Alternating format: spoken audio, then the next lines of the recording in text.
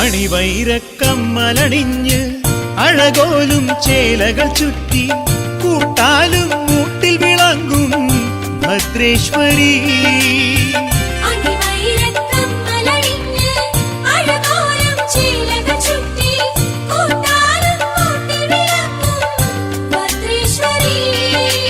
വിഘ്നങ്ങൾ നീക്കും ദേവൻ ഗജമുഖനാം ശ്രീഗണനാഥൻ കൂട്ടാലും മൂട്ടിൽ വിളങ്ങും ഗണപതിയായി.